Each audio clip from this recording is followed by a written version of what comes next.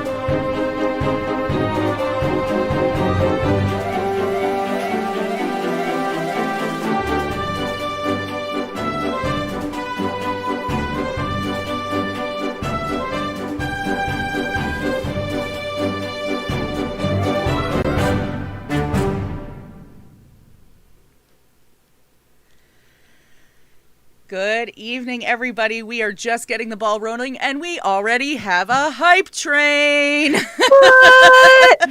Because in case you didn't know, we hit affiliate on Wednesday.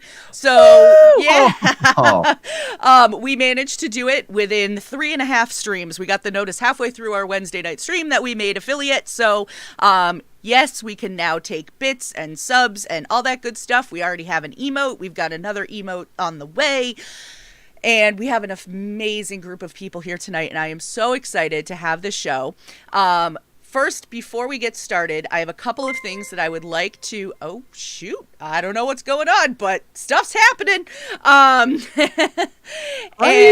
yeah, stuff's happening. Oh, my God. I need to, mute those notifications. Holy moly. Oh, my gosh. 10 Tier 1 gift subs. Katie Machen, thank you so much. Look at you. All right, so a couple of announcements that I would like to make before we get started. First off, we have a lot of congratulations to say to a lot of people here this week. First off, Shared Experience's very own Removed Disc got married on Wednesday, so congratulations to Removed Disc. We wish you and your partner many, many years of happiness. Second of all, Jim the Dim, who is joining us today, got married on Tuesday, so congratulations to you. And all of us here that are joining in on the stream tonight, if you haven't checked your email recently, we have gifted you a gift card to the Rook and Raven so that you can plan many years of adventures for you and your partner. Oh. So we wanted to do that as something as a group, just from the five of us, or the rest of the five of us. So we joined together, and we wanted to do that for you guys so that you could have some fun with that. So congratulations to you both. And before we get any further into this, I would like to have everybody go around and introduce themselves and tell us a little about who you are and where we can find you on the interwebs. So Shannon, we're going to start with you. Okay. Hi, everybody. I'm Shannon. I am from Paradise RPG. It was just over there a couple minutes ago finishing up the Tim and Shannon Power Hour. So, hey, all you people that were over there. So Paradise RPG is my home. We started streaming about a year ago, a little over a year now. I play Scarlet over there, my fiery red-headed rogue who I love oh so much. You actually saw her in the opening video. That's the first time I've seen it. That's so cool. Right. Yeah, that's right. So cool. Yeah, so I also do love to cosplay. I will be doing a full Scarlet cosplay tomorrow for the second half of our Halloween episode. So tune in tomorrow night for Advantage in Paradise for Halloween Spookiness Part 2. You can find me on Twitter and Instagram at sroby25. I love hanging out with this nerd community and these lovely people who are here this evening. And I'm going to pass it down to Ben. That's Jimin. right. Ben. Benjamin, Hey, you're up. Benjamin. Hey, everybody. My name is Benjamin. I am the Dungeon Master for an actual play podcast called Lawful Great Adventures. We run Pathfinder First Edition in a homebrew world of my make. We've been going since February. We have 42 episodes and some bonus content out now. Yeah, I never thought we'd make it. I'm also an avid podcast listener, so I listen to and interact with a lot of the AP community around here. Lawful Great Adventures is sort of a slow-moving, long-form, character-driven story about four friends trying to find their way home. And so far, we've had just a lot of really great moments, a lot of really great character growth. Our most recent episode, we release episodes every Thursday, every week. Usually we're pretty good, pretty good track record. The most recent episode has really taken off, so I've been told it's a really good starting place as well. So if you want to hop on, actually now's a really good time. Episode 42, Grogel's Domain. It's a dragon hunt, which is really fun. It's awesome. I was just telling him I just started listening to it today. I'm only about halfway through, so I was like, no spoilers. You can't give me any spoilers. I am like, oh, I can't do spoilers for this episode. It's such a roller coaster ride. Yeah, I'm excited to listen to the rest of it. And you will be, for those of you who caught Benjamin when he was with me on the other channel a couple of times, I had commented on the fact that my daughter has also been listening to the podcast totally independently of me. And she still is listening to the podcast totally independently of me. So... and yeah. I'm writing her an NPC. Yes. Her NPC is going to be in the show. So that's going to be a lot of fun. That will be a lot of fun. She'll be super excited about that. I'm not going to tell her when. It's going to be a surprise. Okay. My lips are sealed. I won't even, well, she probably heard me talking because she's, downstairs, but whatever. Nick, let's move over to you. Hey, how's it going, everyone? My name is Nick. I play a lot of D&D. Specifically, I play Relic, a Warforged cleric on Know Your Role, an actual play D&D podcast, which we have 30 episodes out. We are currently on hiatus, but that just means you have plenty of time to get caught up.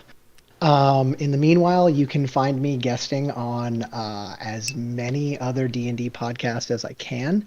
Most recently, you can hear me on the latest series of Plot Hook Adventures, with Plot Hooks, which just dropped the first episode of a 4-part spooky Halloween one-shot we ran. You can find me personally on Twitter at NickPlaysDND, or you can follow us on Know Your Role at know_your_role. So I'm really excited to be here for, I think, my third appearance. Yeah. Yeah. Yeah, Nick's been on a couple of times in the previous season, so we're excited to have you back. Actually, everybody that's on has been on in previous seasons, so yeah. This is number 5, not to brag, but number 5. I'm keeping track.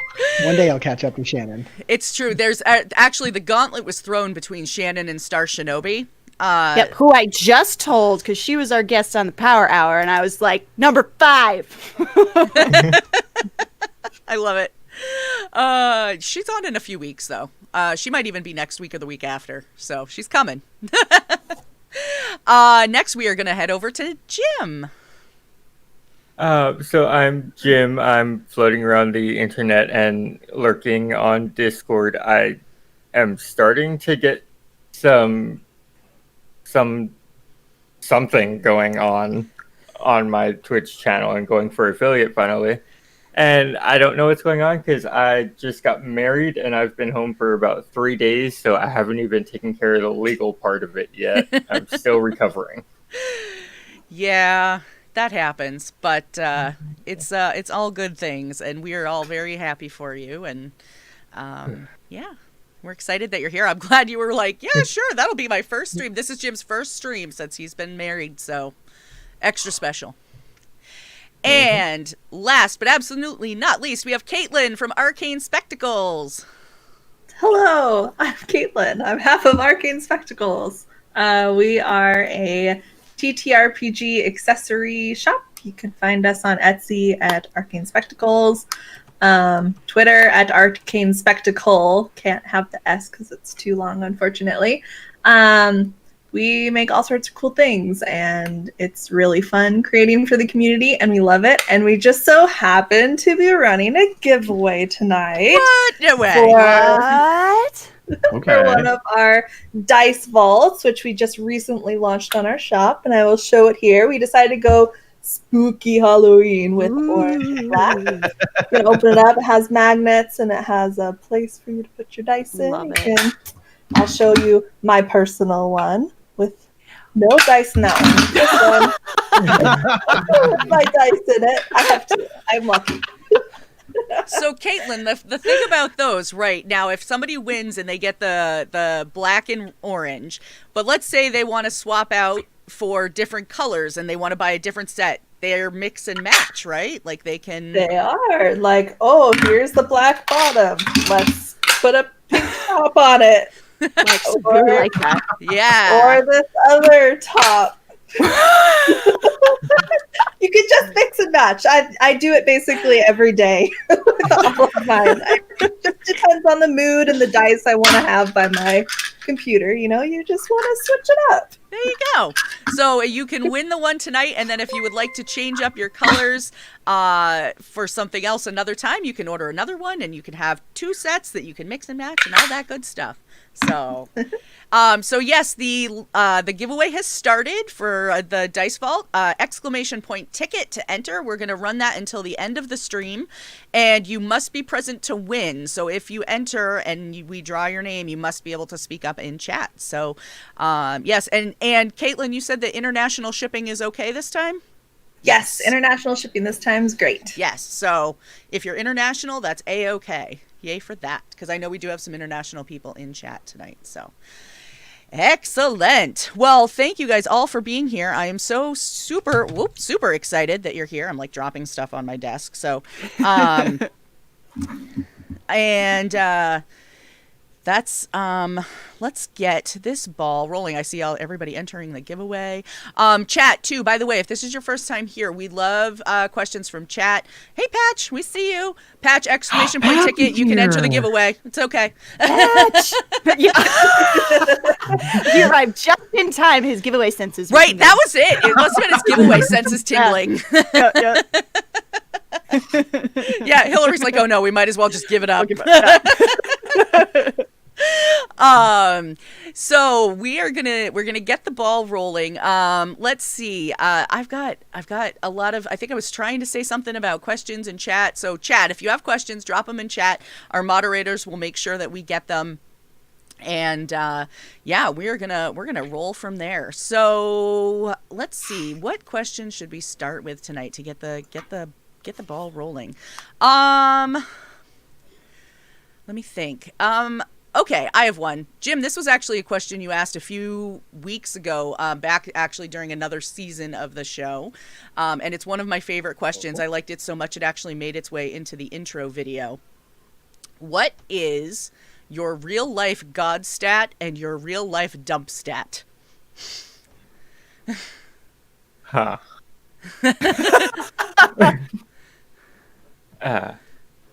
My God stat would probably be my charisma. My dump stat would probably be, I don't know, intelligence? That's how I feel too some days.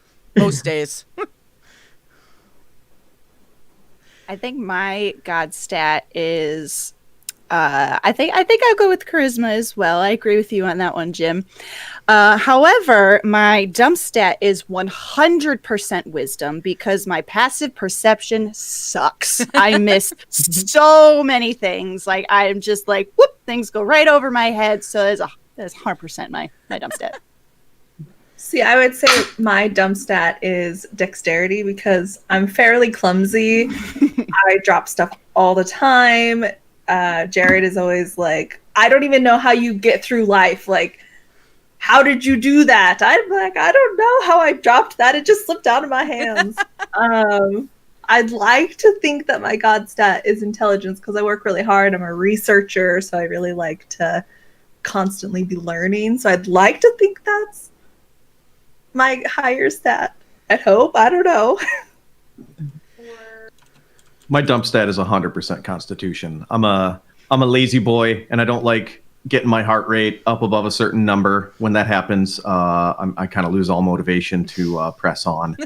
As such, I'm just not interested in in it. the depths of my soul. This question kind of isn't fair because we're all like on streamers, so it's like, oh yeah, my god stat is also charisma. Yeah. So it's yeah, I like working with people a lot. I like being with community a lot. I like talking with people and connecting with them. So I work sales in my real life, so I am constantly working with people as well and trying to convince them to buy things that they want. They want these things that I want them to buy, but You just want them to buy it now. I would prefer it if they bought them from me. Yes. That's Generally how it works. I'm kind of like Caitlin. I think that I think my highest stat would probably be intelligence. Similarly, I do research for work, and I love reading and like devouring content. But I think wisdom might be I'm one of those people, like I feel like I'm pretty book smart, but then sometimes when it comes to translating that into common sense or not coming across as I don't know. It's somewhere between wisdom and charisma. I'm not sure. I don't know. I was literally muting my mic and asking Hillary. I'm like, which is worse, my wisdom or my charisma? But I'm gonna go with wisdom. Hillary, I know you're in chat. I'm trying to think. It's funny when I answered this before. I think we brought some other skills and stuff into the mix, but if we stick strictly with stats, Benjamin, I'm with you. Like Constitution would probably be my dump stat, but I would say my god stat would probably be either charisma or to like what Shannon was saying about passive perception. It would probably be my wisdom because I notice everything.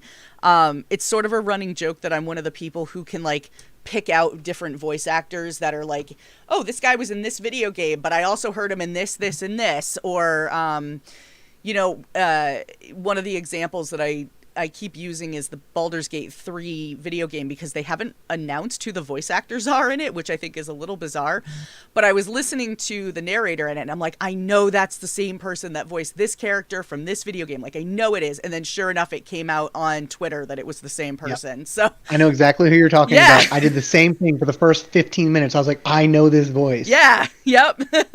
So I was like, oh, I'm very proud of myself for that one. So maybe you've got a 16 in each, Luna. Maybe that's what it is. That could maybe be you've got a split god stat. That would be. I'd be okay. Or dare I say an 18 in each? I wouldn't go that far. Oh my gosh. We do have some questions coming in from chat though. Let's see.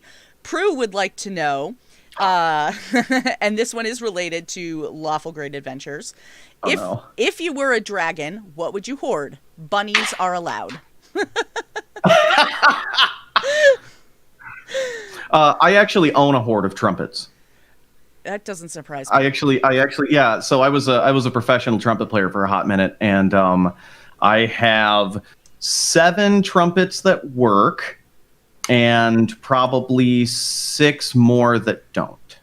Wow. So that's a lot of trumpets. I have a lot of horns. Well, I've got some like vintage bugles from a couple of different wars. I've got a splitter that does that has like the Harmon mute attachment down on the bottom. Those are really cool. I got a couple of old cornets, and then I've got like the stuff that I played on in the professional life. Like the main trumpet, then another trumpet for orchestral stuff, and then a little tiny piccolo trumpet and a flugelhorn and like all. So I have like just like this mound of them, and anytime we have to move or redecorate or anything, it's like, well, where are we going to put these darn trumpets? And sure enough, one more gets put in the attic every time we move things around. Oh no. Oh. My ex. So I'd also be a brass dragon though too, which I think is pretty cool. There I you like go. brass Yeah, dragons. for That's cool. My ex-husband, I've told this to Ben before, but my ex-husband was also a trumpet player, so I know that all too well. He had a piccolo trumpet, a C trumpet, his professional trumpet, his slightly less professional trumpet, and then the professional trumpet he'd play in the rain, and you know, all of that. Yep. So yeah, Yep. a cornet, which he tried to teach my daughter how to play, but now she plays the trombone. So Good for her. yeah, She made the right choice. she did. My- Yeah, go ahead. My first answer was dice, but that's too easy. So I thought a little bit harder, and I'm going to say princess dresses because I love to dress up so much. Took my answer. Sorry, took my I'm sorry, I'm sorry. I just ordered finally. Like I've been wanting one, but I finally ordered myself a big yellow bell dress, which should be here Nice. on Tuesday. Oh my gosh. Yeah. I can't wait to see that cosplay. I was gonna say, so by Tuesday night we should be checking Twitter for photos. Is that what you're saying? Yeah. Yep, I'll have my makeup on. I just need to throw the wig and the dress on. It'll be good to go. There you go. In real life, I'm quite the hoarder of money, which not like oh, I have to have all the money, but I have this really bad habit of hiding money everywhere. Like if I get money in like a birthday card, it like goes in the sock drawer, or I like will put money, like sometimes I'll put it like in books before. I don't know why I do this. I think it started because I would always hide like $100 bill somewhere in my car in case I ever like broke down and I needed cash on hand. And then it's just like spread throughout my house. So like anytime we move, it's always like, make sure you check inside all the things to make sure you find all the money that Caitlin's just hid everywhere. It's great. So if an adventuring party actually invaded your lair, it would be like a dungeon crawl because they're looking for all the loot. Yes.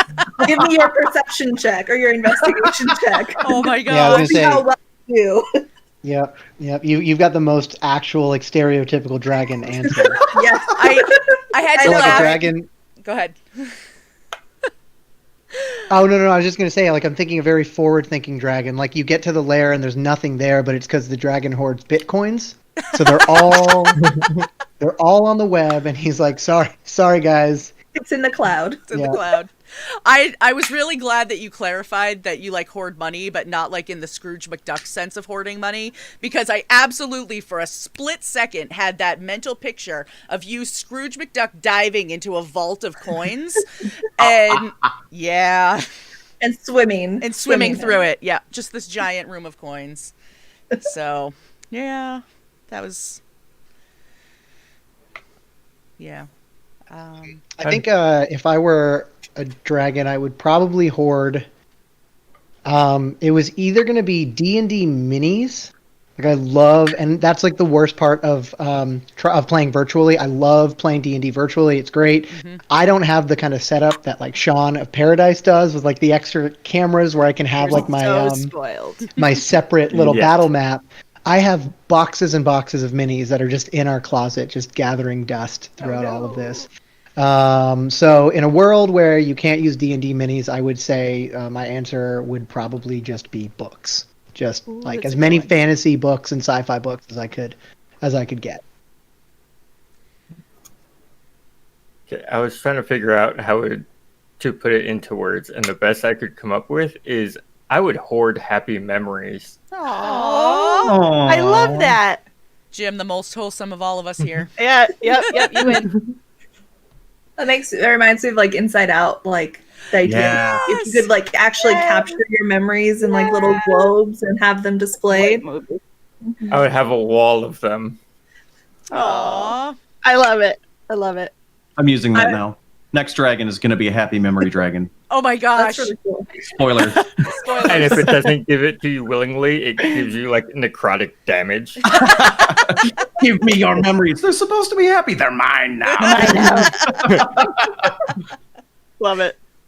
That's fantastic. I really like in general, I feel like I kind of live life always thinking about specific memories that I want to hold on to and cherish and remember forever, almost like taking like a Polaroid. Like I think a lot of times in life I'll take a moment, I'm like, I'm really enjoying this, I want to remember it forever, and I'll like take a second and like mentally think about taking a Polaroid, and then every so often I think back to all my Polaroids that I've mentally ticked to remember. And I think it's really awesome. I like that. That's lovely. Yeah. That's always my piece of advice. And I think I said this to Jim right before he got married, was make sure you step back and just take a breath for the day and just look around at everything that's going on.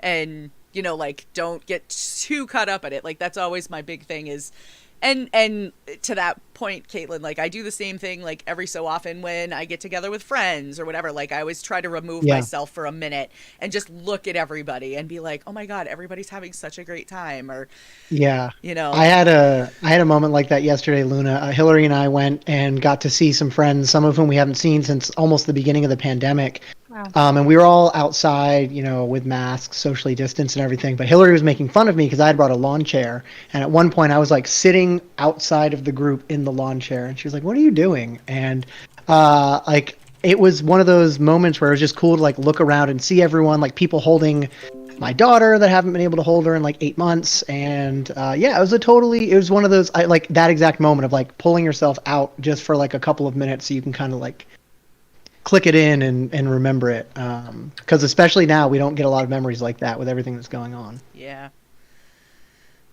Yeah. Well, now I'm not going to answer that whole question because my answer would be yarn, and that's not nearly as wholesome. Just to build on a little bit, so I actually told our officiant to, like, after, you know, my two best friends gave us away, I told our officiant to make sure he says to take a deep breath and just breathe, and like having that be part of the ceremony itself. Love like, it. That extra helped to hit hard because there's something extra magical about getting married on Thunder Island, and that is the actual name of the place. Very cool. That is super awesome. I like that a lot. Aww. A lot of us watched it on Twitch or caught the VOD or something like that, so yeah, it was good. Yep. All right, well, I'm going to change gears. Patch has a great question that I really like, and he says, I know we're a day late, but what would your character's Halloween costume have been? Scarlet wouldn't participate. Scarlet is a Halloween costume. Scarlet is a Halloween costume. Scarlet's costume might be disguising herself so she can assassinate someone. Exactly. Yep. That's yep. She's a party pooper. Yeah. Relic would definitely go as Moradin, his dwarven god, because he loves him love it. more than I like anything. that. So he would definitely get like the fake beard because he's a warforged. He'd go all out. He'd try to imitate his very authentic Jersey accent that Joe has given Moradin in our campaign for some inexplicable reason. But yeah, it'd be great. Garth Rakasan, who is the Great name. Garth Rakasan, the orc fighter. He's really intense. He's based on 80s action stars and my favorite himbo characters. He would talk for weeks about how awesome and sick his costume was going to be. And then on the day, he would forget that there's a big Halloween party. So he would like go out into the wilderness and try to like kill a monster and skin it really quick so that he can just sort of wear that. So that he can like show off this like really sick monster. Well, of course, he's sort of a misadventure type of guy. So he would screw it up somehow. It would take him too long. And so he would just show up to the party covered in blood and scratches, dragging a monster behind him, asking if anybody has a knife.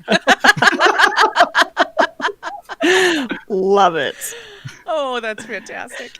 Oh my gosh. I don't really have that many long-term characters. One of them would dress as a bowling ball and find it hilarious. He's a little gnome rogue. I love it. I love that. A bowling ball. I love it. That's amazing.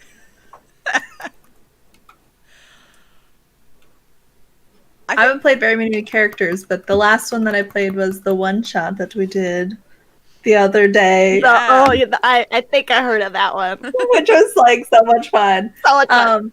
But I really wanted to be this investigative person, so I kind of felt like I was trying to make her into like Nancy Drew or something. So I feel like maybe that's what she would dress up with. But Love it. I'm trying to think. I think the character that I'm playing right now, Evie, probably would be like, she'd be into the concept of Halloween, but I don't think she would. I think she would be at a loss for what to dress up as for Halloween. So she'd probably just like put her cloak on and be like, "This is a costume, guys. What are you talking about?" Love it. Yeah, she's not a super like flashy person. She's from a super small village, so like she would just be like, "This is fun, but I don't really get it," you know? I always like, one of my favorite tropes is when like the person from like a small village who have their own customs like completely misunderstands the Halloween thing. So like she'll show up in like a corn tuxedo or whatever, like something really weird, and they'll be like, "What are you dressed as?" They'll be like, "What do you mean? I'm dressed as the corn purveyor. We all dress like this, right? Why aren't you guys dressed like the corn purveyor?" Love it. Oh, that's great. Evie's Town, I think she really kind of like, just given, I don't want to give too much of her backstory because it's a current character that I'm playing on stream, but just she's from a really small village, and this is the first time she's ever set foot in a large town. So it's like, I think she would love it, but I think she would just be totally like, I have no idea what's going on, but this is great, you know? So that would be her.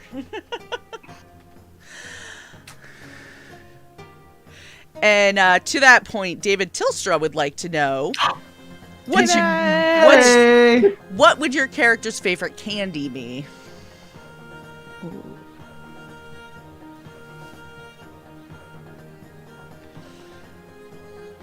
Hot tamales. Nice. I don't know. That makes sense. I really want to say, I want to say something like totally bizarre. Like she would love like strawberry flavored bubblegum or something that's like totally like really sweet. That is like not, or that's not her personality. You know, like maybe Peeps. I'm gonna say Peeps. She'd like Peeps, even though they're not candy. They're full of sugar. I mean, that's what candy is, right? Sugar. Yeah, sugar. It's sugar. Yeah. Yeah, I Garth don't Rock think. is, go ahead. Oh, go ahead. No, tell us about Garth. It's actually in canon. This isn't a table game, so it's like in canon, not recorded. But Garth Rakasan loves milkshakes. He likes making milkshakes. He likes protein shakes. He likes adding chocolate to milkshakes. And he gets really upset when his party, because he's super straight edge, when his parties tries to sneak whiskey into his milkshakes. Love it. Nice. Yeah, I don't think Relic has ever had candy. He was raised in a dwarven mine. Well, prior, I think so. He wouldn't have had candy to form. I imagine it would be something really obscure, like a really awful brand of dwarven licorice, like black licorice, that the dwarves take like deep into the mines with them. And he would like tell all his friends how great it was, but everyone would think it was awful. Love it. Chat is going rock candy counts, and Nick, cotton candy. In all caps from Yes. Patch. Okay. Being yelled at. So yes, I hadn't thought of cotton candy as a form of candy, but I guess it literally is. It's in the name. Yeah. No. Candy. Relic did eat cotton candy when we fought cotton candy robots on Know Your Role. Because again, that's what you're missing out if you're not listening to Know Your Role. Cotton candy robots. I need to go check this I out. have a lot of questions about that now. I'm having a hard time making the image appear. It's exactly what you're thinking. It's not it's verbatim. Oh my gosh. Yeah, I like whoever said in chat, Braids Blades, Dwarven Pop Rocks. Dwarven yes, I Pop could definitely Rocks. see Relic like Yes. popping some of those in. Yes. Oh gosh. Caitlin, did you say what your character's favorite candy would be? I don't know. It's hard because I played her once. Oh yeah. So it's kind of hard to flesh out a character in a session. You didn't click that, or you didn't fill that part out in your character sheet under ideal, flawed, favorite candy. I know. I should have had my priorities incorrect. I mean, I'm like, what spells do I need? What stats? Backstory? Not the candy. I'm sorry. I don't think any of the characters I've made would know what candy is. Very sad. I can't say that I've even heard in any D&D podcast streams anything I've consumed like, oh, we're at a tavern, like even dessert. Like, do you want dessert? Like every once in a while, but especially not like, oh, I'm on the road, I want to pick up some candy to eat. Yeah, that might be an interesting thing to experience as like get a candy shop or something. Yeah, I was gonna say on Critical Role, Jester the cleric, her spiritual weapon is a giant lollipop. Giant lollipop. Giant lollipop. I love really it. Cool. It's so sweet. Pun not intended. That's what they all say. Oh man. Just for you. I'm putting in within the next 5 episodes. Scene at a tavern. They order candy instead of beer. Yes. Yes. What's going on? I love it. I might know an Alcoholic NPC who could provide them with some cookies. Whoa! Amazing. Minds are being blown right here on Tales from the Tavern. So, for those of you who obviously were not privy to the pre-show, my daughter is also a huge fan of Benjamin's podcast. And because she's such a big fan, he has talked about putting in an NPC on her behalf. And so she actually wrote him out a little NPC description. And the NPC loves to bake cookies. So we'll leave it at that. It's going to be a dragon. It's going to happen. Oh my God. It's a dragon that hoards candy. Yes. What is the title? I did just run a Halloween one-shot that ended with a jack-o'-lantern beholder who each of his stalks was a different type of candy. So there was a licorice ray. I love that. Not to pitch, sorry for the shameless plug, it's called Measles Magnificent Mansion, and you can DM or play it for free on Shard Tabletop. It's fully available. Awesome. The package is there. That's fantastic. Yeah, so we ran it, and just like at one point, the characters ran into chocolate clones of themselves, and it took exactly one round for them to realize, like, wait a second, chocolate, fire spells, and they just they absolutely melted them. That is so creative. Yeah, I love that. I love it. That's amazing. All right. I saw a question come up in chat, and kind of sticking with the Halloween theme. There was a question, and I'm sorry I missed who said it, but the question was, what superstitions would your characters have?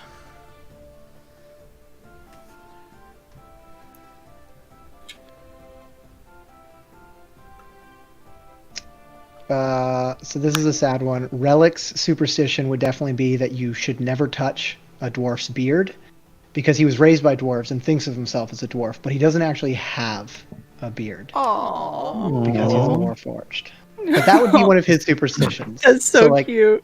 He would probably be a little reflexive if someone moved towards his face, because don't touch the beard. Oh, right.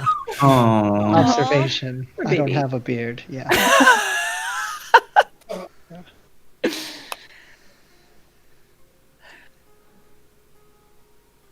This is a tough one. This is good. This is actually really good. I feel like you could use this when you're trying to tease out an interesting character from someone who's having a hard time finding some inspiration. Yeah. You might say, hey, does this character have a superstition from their background? Like maybe something like that's a little anchored at. I'm just vamping for time right now. Yeah, no.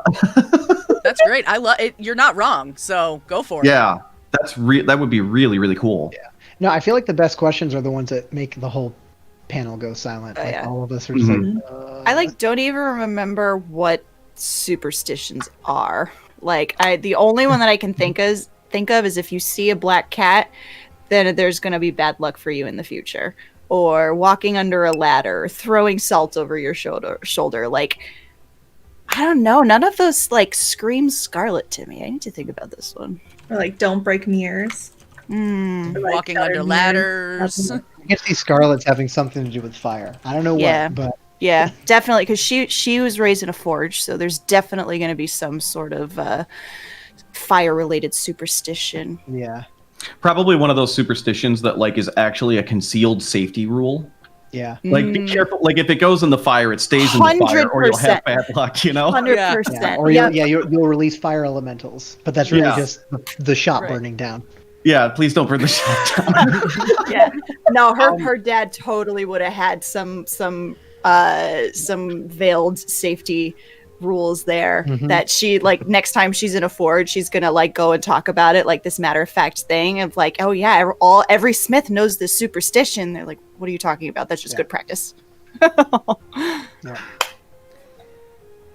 Superstition actually plays really heavily sort of in the undercurrent of Lawful Great Adventures and the way I built the world. Sorry to do a plug, but one of the most prominent ones is the relationship between mirrors and people and the divine. So there's this god who is also a plane, and it's just called the Shadow. It's the only god that doesn't actually have like a name.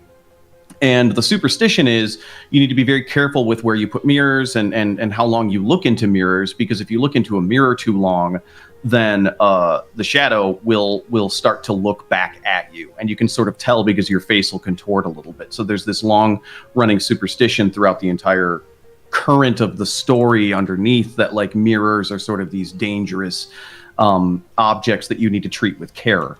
So that's kind of where I'm at. I'm sure Garth Rockason's like probably afraid of something really stupid like tabby cats or something. Like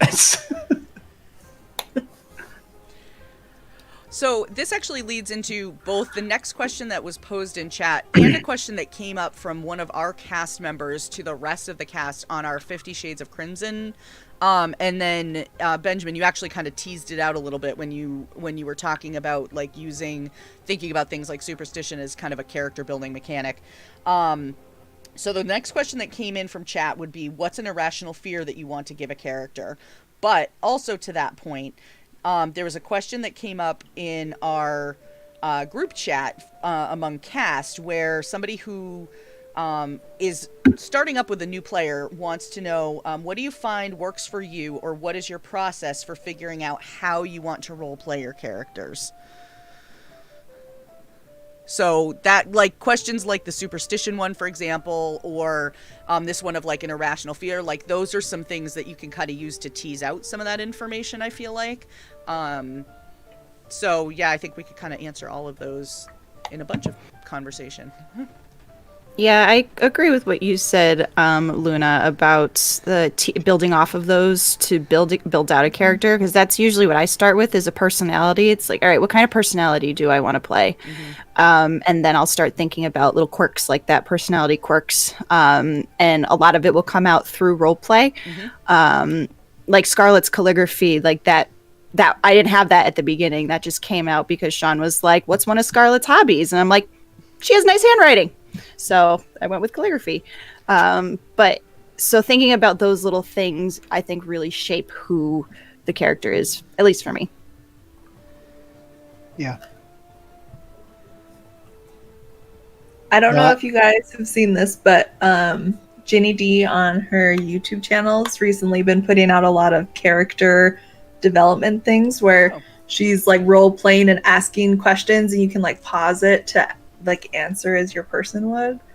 And I think that's a really awesome way to go about it, because it would feel natural, because you'd actually be role playing with somebody talking to you, which seemed really cool. Not that I've done it, but I think one of the coolest experiences I've had as Relic was I was on Pseudonym Social, another TTRPG creator here has a series called Tales of Adventure, where she interviews characters from podcasts, like actual play podcasts, could be D&D, Pathfinder, Call of Cthulhu, anything, and the whole interview is done in character. Yeah, I did one for And- Scarlet. It's a lot of fun. Oh, I gotta This- do that. A lot Oh of yeah, fun. definitely like plug. Yeah, check out Pseudonym Social. Tales of Adventure. It's almost surreal because even on our actual play podcast, you don't go 45 minutes in character. I mean, you almost always have a break where you're like, oh, well, we do this or we do that. One thing that Brianna said at the beginning of the interview, she was like, try to avoid saying like, oh, he would do this or he would do that. Just act like you're that character. And it's the longest I've ever stayed in character as Relic, and it forced me to like think about things in a different way and communicate. And I know this is getting off the beaten path from the original question, which is like, what is an irrational fear you'd want to give your character? But like to kind of build on all of this, I think anything you can do to ask yourself questions beyond like the traditional, like what's my bond, ideal, flaw, and personality trait, like this, like what is an irrational fear? I think to answer that question, I think one cool thing is like, you know how rangers get a favored enemy? Mm-hmm. Oh, like, oh, I'm really good at, fighting this one type. I think, if you pick, like, maybe if your character had a somewhat traumatic experience in the past, it could have been like your village was attacked by an ogre, or, a necromancer did something so that in the campaign, you don't even maybe have to tell the DM, but like when a moment happens when your character sees that type of enemy, you can have them react in a way where they're not maybe as heroic as they've always been because of something you built in. That's a super cool idea. That is a cool idea. One of the things that I used to do with a previous character was a lot of text-based RP, which is kind of along the same idea. I actually got so into it that I had pitched a panel idea, which, it was the first time I'd ever pitched a panel at PAX, but hey, I did it. And it was a panel called New Character Who Dis? Text-based roleplay as character development. So it was the whole idea of using text-based roleplay to help in character development, because I feel like the character that I used, it was my character Edabrix from another Pathfinder campaign, was so well flushed out as a character that I could flip in and out of her in a heartbeat because I just knew her that well just from doing text-based stuff, where I'm finding myself right now, to some extent, I struggle a little bit with my character Evie because I don't know her that well. I haven't played her as long, for one, but I haven't had that opportunity to sort of delve into some of those situations that I was able to get into in a separate RP type setting. So I think that really can make a huge difference if you have, even if it's not a formal setting, like a formal RP channel, but like Nick was saying, just having the opportunity to stay in character for 45 minutes can make a huge difference. So, yeah. That'd be awesome to develop some sort of bot that you could converse with in character. That's specifically designed to help you flesh it out, but it's, intelligent, and it could talk back to you. Yeah, like for any of the '90s kids, Smarter Child. Yes. The aimbot that you could talk to, Yeah. and it would talk back to you. Yeah, but for D&D. That's terrifying and awesome at the same time. I when I try to get into a character, I kind of start with I don't like to design a character like in a vacuum. I like to think about how the character relates to other people.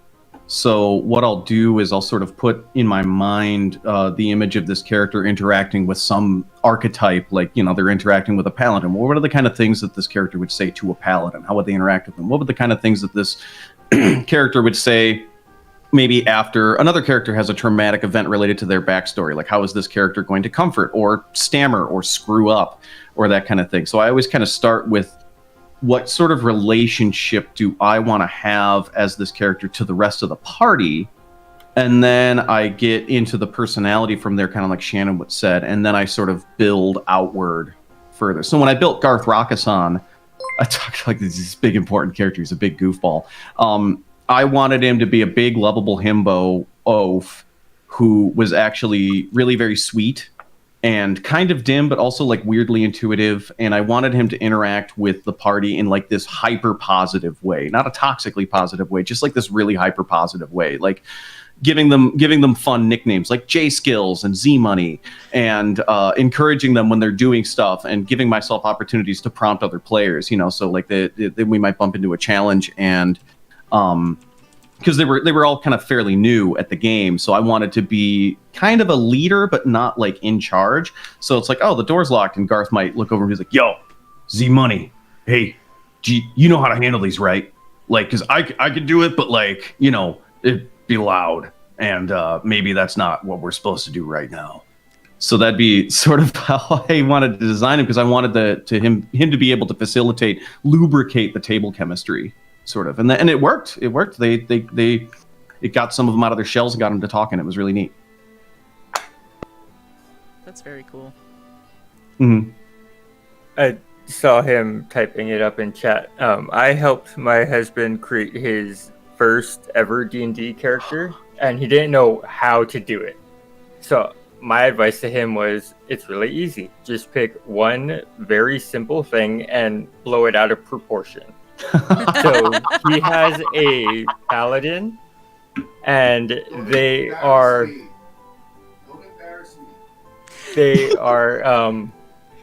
like super vain and self-absorbed in their looks. So like it's not that much, but when you flavor combat as, oh, he walks in, he draws his sword, and on the draw he looks at his reflection in the shine, flicks a tuft of hair out of his face, and swings his great sword. It's an easy way to RP without doing RP, and just like that kind of really easy, simple transitioning was wonderful. That's awesome and not embarrassing at all. It's so wonderful. That's amazing. It is. I don't know if you could hear him screaming from the couch. Yeah. No, it's a really cool idea too, because you never really. I'm screaming too, and I'm like, wait. You never really hear people talking about like getting scars in D&D. I mean, like you hear about combat all the time, and like people they almost die. They might have 2 failed death saving throws. You give them a healing potion and they're right back up. And I don't know of a lot of DMs or groups that really play with more like higher stakes. Like I know Shannon, I know Scarlett broke her leg one time. And Sean did not allow it to just, oh yeah, you have a healing. He was like, no, No, it's permanent now. Yeah. It's something that I have to work in for RP reasons, and I love that. I love it because it serves as a reminder of how reckless she was and the consequences that became of that. And I love those little things. And what you said about scars, Nick, I always, whatever, I don't know any reason, or effort, that's not what I wanted to say. I don't know for what reason, probably just because I like to do dark, tragic backstories, but all of my PCs have a scar of some sort, and there's a story that goes along with it. And I don't know what I like about that. It's cool. I actually wrote into Lawful Great Adventures a scarring mechanic. So it's a journey story about 4 friends. So one of the things that I realized was like, oh, if we make this game too lethal, then all of a sudden we're going to have a Ship of Theseus situation where we've been slowly replacing individual party members until we don't have the original party. Then the story doesn't make sense. So I removed death. They can't die. So what happens if they get knocked down to their death threshold? If they would die, that's when they get some kind of a scar or a penalty. So what's going to happen is the first time it happened, I think I destroyed some equipment and something happened. It's happening coming up pretty soon here. So he's going to have some sort of a permanent thing occur as a result of his death. And so that allows me to overbalance some of the encounters and not worry about them being too hard.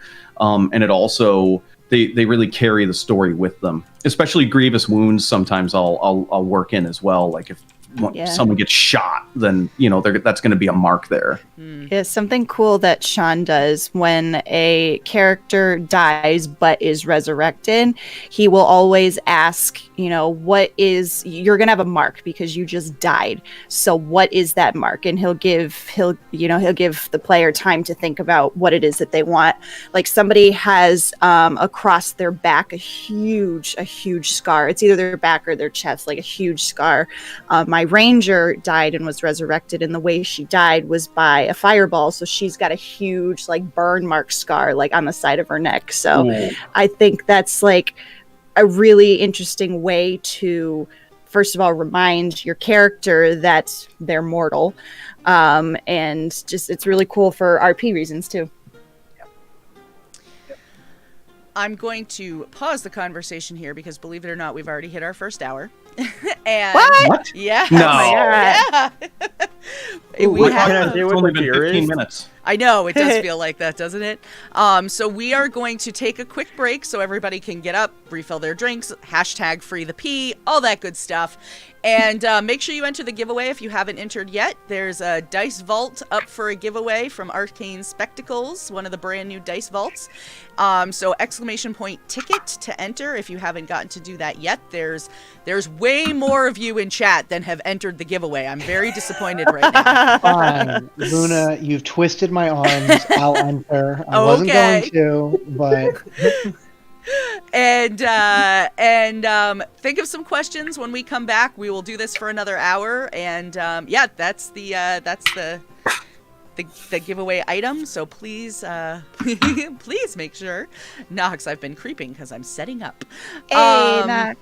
How are you, Nox? And we will be back in just a few minutes. And if you haven't had the chance yet to also check out Arcane Spectacles store. If you haven't gotten to see any of the other products that they make, arcanespectacles.com. You can enter in capital shared EXP for 10% off your order. You could also check out our other partner, Critical Hit Cookies, where she makes all kinds of amazing cookies. They all come individually packaged and really, really well boxed up, so you don't have to worry about them breaking or anything like that. So if you have an adventuring party to feed, you can order half a dozen, 3 dozen, whatever. And Tavern Tales 10 will get you 10% off your order from Critical Hit Cookies. So check them out during the break and then come back and join us, and we will see you all shortly.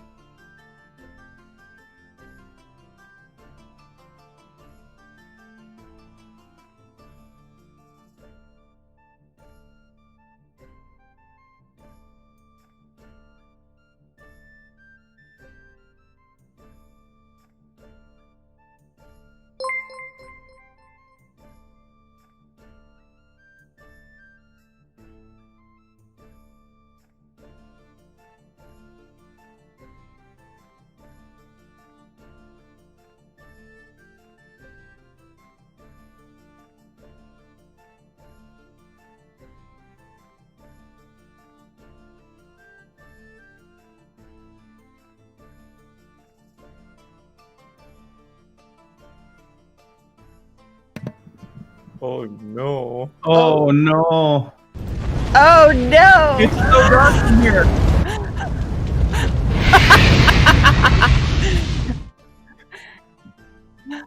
Oh man. Okay, here we go. Everybody's cameras are all screwed up, chat. I'm really sorry. I'm gonna have to fix them all super fast. I don't know what the heck happened. It's dark. Please save me. So you're all just gonna have to watch the intro video again. Sorry. This time we can point out like where Shannon is in the intro video, and you know, I can watch it all and talk you all through it because that's just how this is Yeah, gonna talk happen. us through it. So that is the cast of Tabletop Tavern 1. That's just a picture that I found online. These are actual photos from PAX East. Let's see. There's Shannon in the cosplay photo. Oh! The God stats and the how did you start playing questions were custom art done for the intro. The dice photo is from PAX East. There's another picture with Shannon and waffles, maple syrup, and Oh, I didn't even notice that one. yep, Hey! they sent that one, so that was fun. Awesome. And then a lot of this was custom put in by Lot Evenstar, the Dice Tyrants typerists. Oh, cool. Yeah, he did a fantastic job. He did all the art. He helped me with the video. I put It's together a gorgeous. lot of it, and he did a lot of it. So we're just going to use the same overlay again. Yay! There's everybody. I love it. Sorry guys, I really don't know what is going on with my OBS today. I literally had to Yeah. reset everyone's cameras. I don't know how many times. So it was a little bit nutty. But guys, before we jump back into questions and answers and everything, I want to thank everybody who is joining us. Who is just coming in. For those who didn't hear or haven't noticed, we did hit affiliate on Wednesday, which is super, super exciting. And we actually are already up to 45 subscribers. Incredible. That's amazing. So it's a good thing we have more emotes on the way because we're going to fill those slots up pretty darn quick. That's amazing. Yeah. That's exciting. So we should be getting some more emotes hopefully in time for next Sunday. The first one was uploaded really fast, so that was great.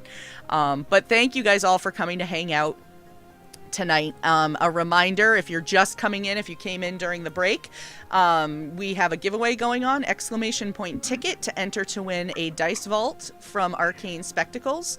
And that will be super fun to give away. And yeah, let's see, what else do we have going on? We have a great group of people here, so let's dive back into the conversation. Not Thicket, you goober. Oh my gosh. I'm catching up now on all the stuff that happened in chat. It's like, my goodness, Cricket. You could do what I do, Bees, and just type in ! Ticket. That's what I do when I want to be a pain in the neck. So we got a couple of questions that came in, one towards the end right before we went to break, and then one that actually came in over break. So I'm going to start with this one from David Tilstra. And the question is, if you could give your character one piece of advice, what would it be? I love that question. That's a good It's a one. good question. Would tell my character to follow Jim the Dim on Twitter. He would provide him with a lot of positivity and support and enthusiasm. And I would also tell that to everyone in chat right now. It's I second If you're that. there, if you're listening, follow Jim on Yep. Twitter and help me beat him in getting him to 500 followers before he gets me. to Do 500 it. followers.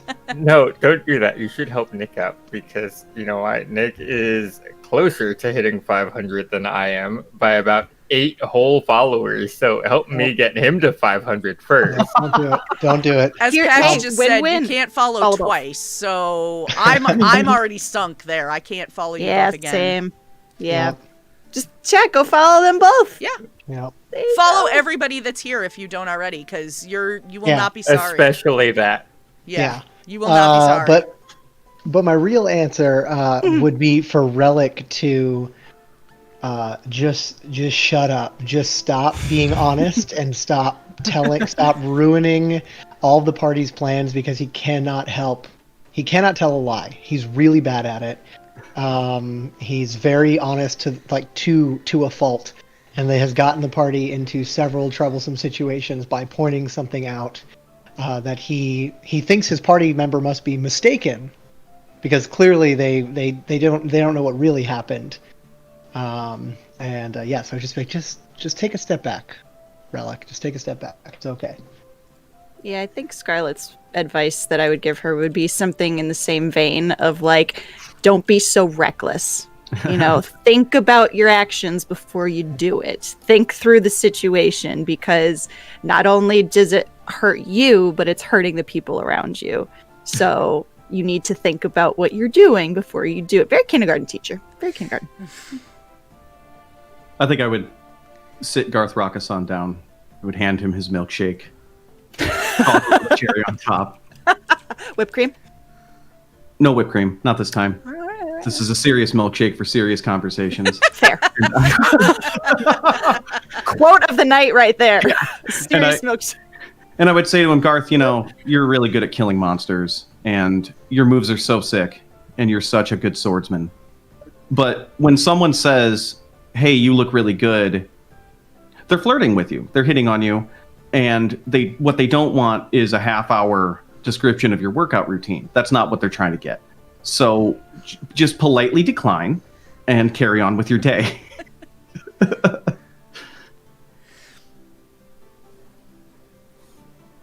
I would like to think a good piece of advice would be to use your insight checks. Because I think so many times people forget about them. Yeah. And also use insight checks not just when the DM is like, oh, I'm being overly suspicious here. You should probably insight check me. Red's acting pretty sus right now. Exactly. We had a really pivotal moment in it's either the very first or the second episode of Know Your Role. The very first.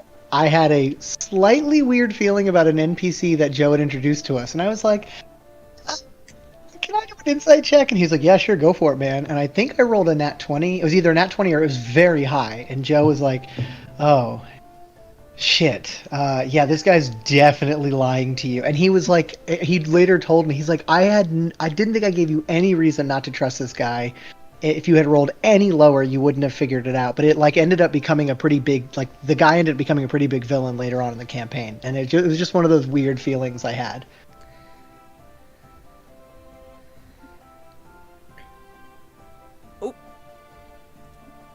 I don't know if I have any advice to give to any of my PCs other than don't be afraid to shed some blood.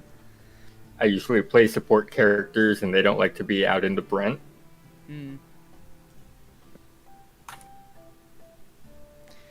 I'd probably say that it's okay to go with your gut sometimes.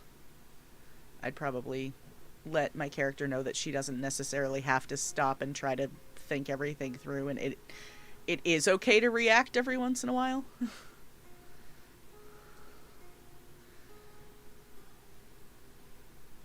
Yeah. That's a good question, though. It is a good question.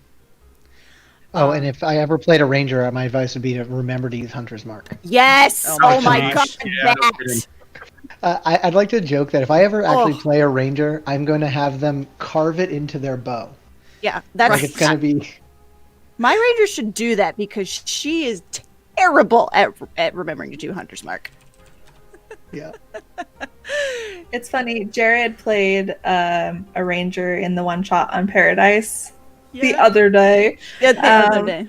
And we were talking about the spells that he was going to get. I'm like, you have to do Hunter's Mark. And he's like, I don't think I'm going to take Hunter's Mark. I'm like, what? What do you mean? What do you mean? It's like the bread and butter of a ranger. He's like, I don't feel like I should. And I'm like, you have to take it. I forced him to. Yeah, that's like, you have to take it to be a ranger. It's the rules. It's a ranger specific spell. You have to do it. It's like not taking Eldritch Blast as a warlock. Right? You gotta take it. So here's the thing about that, though, is that is a 5e specific skill, so my ranger in Pathfinder doesn't have it. Oh. But I know you've told us about your ranger and pathfinder having notoriously unlucky archery skills. Oh yeah, so- chat already called it out. It's Katie Machen even said it's also okay to be bad at archery. Yeah. So yeah. But Yeah. Pathfinder Rangers also have a spell that is basically a staple that they should remember to cast every time. It's called Gravity Bow, and it increases the damage of your spell your bow by one size category. So if you're using a longbow, you go from dropping 1d8s to 2d6s, Yes. which is like massively important. Which would be great yeah. if my character wasn't level 3. You're one level away, just one away. I know, but we just hit level 3, so I still have a ways to go. Just go grind boars. That's all right. There's a secret that nobody knows about Eevee yet, so hopefully it will come out soon. I'm like dying for the next combat, so Ooh. because I'm so Yeah. anxious to get to use it, and I never have gotten to. I think I've actually only gotten to see Eevee in the Halloween one-shot you played the other day. Yes. With Chris. Yes. So that was cool getting... When I heard Eevee, I was like, wait, is this Edabrix? Is this like... Did Edabrix get a change? Nope. Yeetabrix. Nope, Yeetabrix is in retirement right now. She's in retirement right now. Yeah, Got she's it. in retirement right now, and But Eevee is new. Eevee is a whole different character. Yep. Got it. So she started on 50 Shades of Crimson. Our Wednesday night campaign originally started as Tabletop Tavern 2 on our previous channel. So we just carried it forward with 2 new cast members. And so, like, I still have my character, Remove Disc still has his character and everything, Amanda still has her character, and then Decider 12 is still DMing, but we have Katie Machen has joined the cast, and Yachts has joined the cast as well. So they have brand new characters. So it's been fun. It's been fun trying to incorporate them into the channel, not into the channel, but into the show, because we've met their characters, and then we had the Halloween episode. So Yeah, that was a really funny way for you guys all to interact. yeah, it was good. It was good. So we have another question that came in. Katie Machen actually would like to know, what is the thing that you think you need to work on most as a player? Are you a jokester, a rules layer, a spotlight hog, etc.? For myself, I know because I'm such a researcher, I tend to research stats too much a little bit. Like, I would like to think I'm not a min-maxer person, but I find, like, I try to, like, dive in, like, with the spells. I'm like, oh, that's so cool. These 2 spells really play well off each other. Like, you could do this spell, and then you could, then do this one and have the effects whatever. And I think sometimes that I know that about myself, so I need to, I don't know, step back, because I like the RP stuff as well, but I think sometimes when I'm planning out a character, I get so excited about the intricate little things that sometimes I focus on it a little too much. I think that's awesome. I love it when players do that kind of stuff. Yeah, you sound like kind of very similar to how I play, Caitlin. I'd like to say, like, I think I'm I'm trying to think of the right way to put this. I'm definitely not a min-maxer, but whenever I play a new class, I do go and read for an hour, like, whatever the latest handbook is on that class, to read, like, what all the because it's not that I want to make the character the absolute best it can be, but I want to understand the character. And so that doesn't mean that I won't play, like, a Goliath mage or a dwarf rogue. It's just I want to, like, if I am going to give myself some weaknesses here, I want to know about, okay, well, let me really lean into some strengths here. So, like, you hit the nail on the head. It's like, I'm not a min-maxer, but I almost like to know what a min-maxer would do. Just in case. The one shot, the character that I made for the one shot, we were all like spellcasters. And so knowing that, I was like, and we had Nox was playing a rogue, who I think was Arcane Trickster. Thank you, that word. And anyways, we were all spellcasters, and I'm like, oh man, we're not gonna have anyone that can, like, be in there to take the heat, And so I'm like, I'm gonna try to make a wizard that will be that person. Yes. So I took and I'm sorry, I've forgotten everything. But like when you like make a melee attack, you like do extra damage. Green flame blade or booming blade? Booming blade, yeah. Booming So I blade. took that, and then I also took the feat like nimble. So it was like you don't provoke opportunity attacks. Oh, nice. So and like mage armor and shield and things like that. So I like really got in there and was like ready to like take all the brunt of things, and then I could just like do a melee attack and like get away if I had to. What subclass were you, Caitlin? I'm trying to remember. Um, Abjuration? Or I think I went evocation because I Okay. wanted to be able to sculpt, because that's the sculpt the spells Mhm, so you mhm, don't yeah. damage people. Mm. So I think I chose that on the off chance that I needed to not damage myself. Mhm. I'm like, fireball right here. I don't want to hurt myself.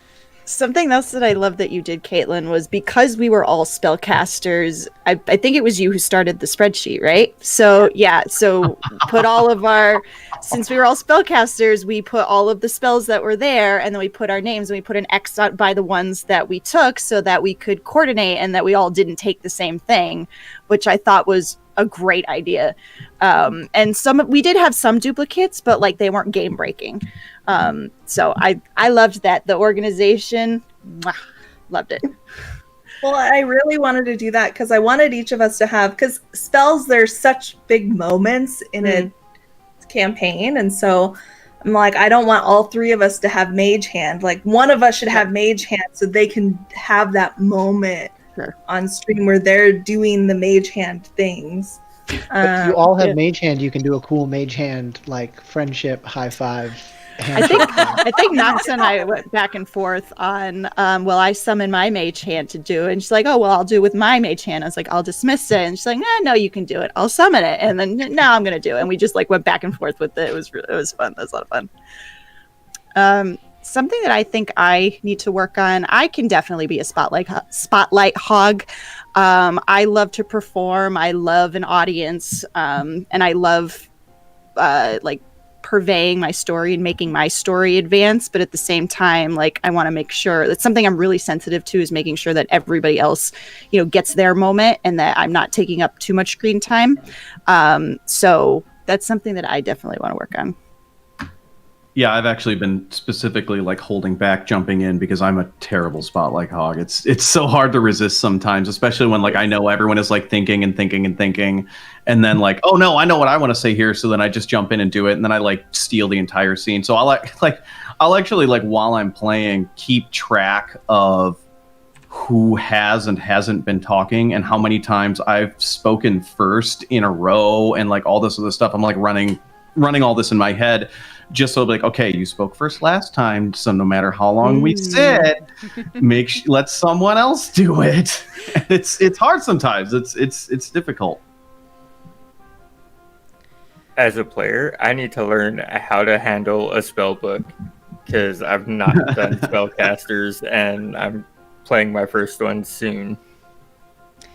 It's gonna be interesting. I can relate to that. I am somebody who sometimes can take too long in between the last turn and my turn. So for me, I think some of it is finding that balance of making sure that I'm prepared ahead of time, but also able to respond in case somebody in the turn before me royally screws up what I was planning to do. So that's actually part of why I've never played a spellcaster, because I'm the person who ends up sitting there going, wait a second, let me just finish reading this real quick, and making sure that I understand what the spell is going to do. But I feel like it takes me forever to get to that point. Like I read it and then I'm like, okay, I'm going to cast this. And then like, as my turn comes up, I'm like, wait, I need to read it again just to make sure. And that's part of why I've never played one. But I think if I feel like I can find that balance, which I'm a lot better about it now than I used to be, I'm starting to like squeak into that area. I played a bard for the first time in an offline 3-4 shot recently, and that was an adventure, that's for sure. She was a bard who didn't realize she was a bard. She thought she was a wizard. Oh, I remember you talking about that. Yeah. Yes, she is siblings. I actually brought her out for the one shot on Paradise as well. She's siblings with a character that David played. So Love Nice. it. yeah. Love it, so love much it. fun. Yeah. Oh, go ahead. Go Sorry, ahead. I just had a tangent. At my tables as a DM, anytime someone uses a new ability or spell for the very first time, I make them open the book and read the entire thing out loud for everybody, because it sort of adds to the fun. They did this a lot in Adventure Zone, which of course is how we all kind of got our start in loving this medium. But they would read the whole thing out loud, and I was like, oh, I kind of like that. I'm just going to use that at all my tables because it's sort of fun. It's like, oh, this is what my thing does, and this is why it's cool, and this is why I am cool at the table. And it also helps everyone learn the mechanics of the game and helps the players learn how their characters work. So that's like I like that. Mhm. That's a cool rule. Yeah. I think that's a great way to get people to learn it, and it gives them a chance to to teach themselves as well as the rest of the group. You know. Internalize it. Yeah. I like the idea with that as well, like when you level up in any of the classes. So it's like, oh, I'm a monk and now I can do this super cool thing. And the first time I get to use it, then you get to highlight that. That is really awesome. That's really cool. That's literally when it comes up the most, is right after a big level up. They'll be like, oh, I got this new thing. I'm going to show this up. It's great. It's a great thing at the table. Yeah. I mean, I don't think. I mean, I'm pretty sure everyone here is familiar with Critical Role, but like one of the things that I definitely took away from Critical Role, I was starting. Beauregard shirt on. Yeah, right. I was starting a wizard character in my home game right as Campaign 2 was starting off, and Caleb is the wizard on Critical Role, and he does such a good job describing his spells in a way where and he doesn't do it every single time, but like usually when it's a new spell or when it's one of his big spells, he'll talk about like, one of my favorite one is when he describes casting Wall of Fire, and he had the spell components in his hand, and he's like, and I run my hand Very cool. through it. And that bit was very inspiring to me as a player to like kind of try and do my own twist on that. And so rather than saying, kind of taking from what Liam O'Brien does, rather than saying I cast this spell, I describe like the components I'm taking out and like the verbal or the somatic things I'm doing. So the rest of the table is like, what the hell is he about to cast? Love it. That's awesome. Love it. Yeah. I don't think I actually answered the question, which was what was the original question though? Was it something you wanted to? I found what Nick needs to work on. Change about your character? No, it was something about what's something that you need to work on as a player. Okay, so obviously I guess paying attention. I think it's a combination of the two examples that were given. Hogging the spotlight. I think any of us. I mean, look, we're all like, hey, we're all here on a webcam, like on a show. Like I think a lot of us, we clearly like, being a little bit in the spotlight. But it's a combination of that and also being a rules lawyer. And it's not so much saying, oh, that's not how that works, as much as it is like, I know what would be a more effective turn for a person. And I really had to like slap myself on the wrist to say, no, don't tell them that they should go over there, use a bonus action to hide. Then they'll get sneak attack. And then or like, oh, this spell, he's probably resistant to this, and you can hear it on Know Your Role. It's one of my personal things I've worked on, like off camera. I was like, hey guys, I'm really sorry. I keep catching myself and re-listening to the episodes doing that. Saying like, oh, why don't you try using this spell, or why don't you do that? And so that's something that I didn't hear it until I had to listen to myself doing it to other people. So I've tried to really pull back from that as best I can. We have a new person at our table on the show. Literally, she has never played before. This is her first foray with tabletop games. Wow. Her name's Sydney. She's doing a great job. She's awesome. She's really starting to break out of her shell. But 3 of us are DMs, so. We're all just like chomping at the bit. Like, I know exactly what you should do at every single second to maximize your effectiveness. And we've managed to get a culture going where she feels comfortable asking for help when she's actually completely lost. But yeah, that is definitely something that we had to get used to, is not like playing other people's characters for them. Yeah. How is it DMing for other DMs? Oh, it's great. One of the people at my table, Alex, who plays Warren, he is my favorite DM, my personal favorite DM. He's a very different style DM than I am, but he is very much an inspiration and something of was a mentor to me when I was starting to get in. Now we have kind of a more of a partnership deal, but I think one of the best things you can do is figure out if they're going to be one of those like helpful DMs, or if they're gonna like specifically hang back and not say anything. And fortunately, Alex knows the game as well as I do, so he and I have it pretty well worked out where he'll sort of help me with mechanical things if I screw them up. But usually it's either after the fact, or it's if I'm trying to remember a rule and he has it memorized, I'll be like, Alex, do you know this rule? And he'll be like, oh yeah, that's what this is. So it's it can be intimidating, especially if it's your first crack at DMing. I've been DMing for a long time, so I'm a little more comfortable with it. But if it is your first crack at DMing and there is a DM at your table and they're really experienced, I would honestly talk to that person one-on-one, and I'd be like, hey, so do you want to help or do you want to sit back? Or even more so, hey, this is my first crack at this. Could you help me out? And also, this is what that looks like to me. I'm very comfortable telling a story, but I'm not so sure on some of the mechanics. So if I'm trying to figure out a mechanic in my head, could you please chime in? I won't interpret it as rules lawyering. And those little sidebar conversations, those really help the table chemistry. Yeah, absolutely. Mm-hmm.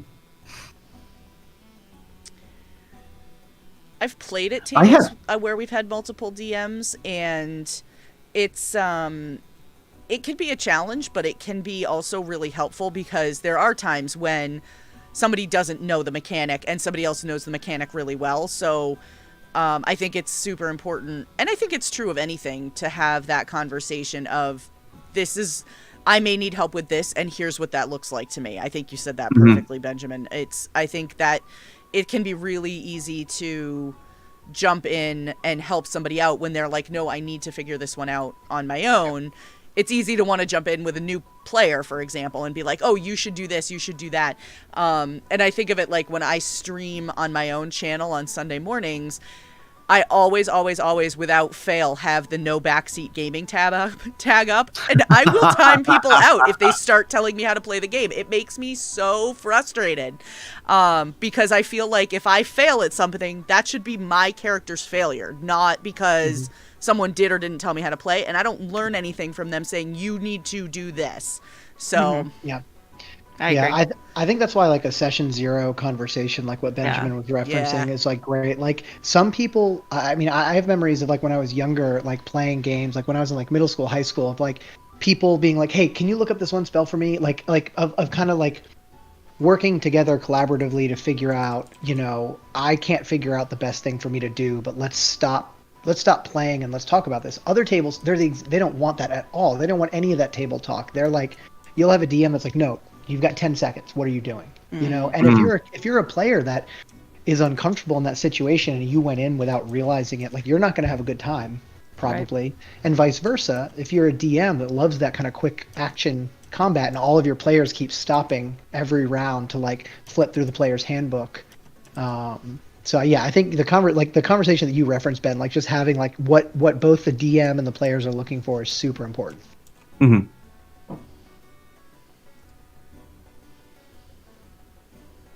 It always comes back down to communication. Always. Mm-hmm. Yeah. Always. Yeah. Always.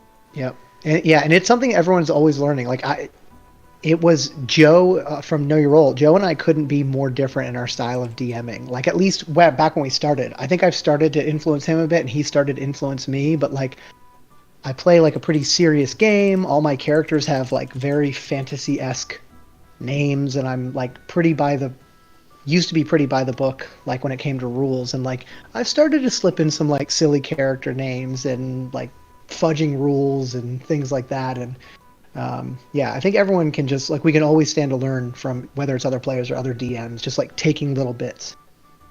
Yeah. Well, and session 0 doesn't stop after session 0. Yeah. Yes. I think one of the hallmarks of the way I DM is there's always a small conversation that's happening between me and the various players, in like Facebook Messenger or we're out having a beer after the session, and then we're sort of talking through things, and that's an open forum to have conversations about the game and sort of what they want and expect and what I want and expect, and it's very much an open exchange. And sometimes I feel like, especially with table games, that line of communication can shut down. You'll see people in like DM Academy on Reddit or RPG Horror Stories. They're talking about like, I don't know how to. I've had this problem player and they've been a problem for 6 months, and I don't know how to approach this subject. I'm like, oh man, you should have started talking about it when it was small. Yeah. And that's just good general life advice, people. Yep. Yeah. Agreed. Dice Bar- I live by the. Oh, sorry. Go ahead. No, go ahead. I was going to read something from chat so it can. Okay.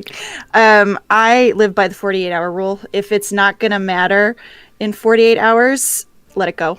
Or if it is going to matter, you have to talk to that person within 48 hours. Otherwise, if you don't, just let it go. Yeah. And I learned that, I think, in my early years of teaching, and when I was stressing about literally everything. It was helpful for me to like prioritize and think, all right, what do I actually need to be worrying about right now? Or what are my priorities here? And yeah, it helped with communicating as well. And it's helped with those difficult conversations that I've had to have, with parents and things like that. But yeah, I think communication is so key here, and talking to your DM or GM and knowing, like, letting them know what your limits are and letting them know what's okay, what's not okay, and having that open communication and being able to do that. Because if you're at a table where like the DM isn't open to talking, or you don't feel comfortable talking to the DM, that should be a red flag.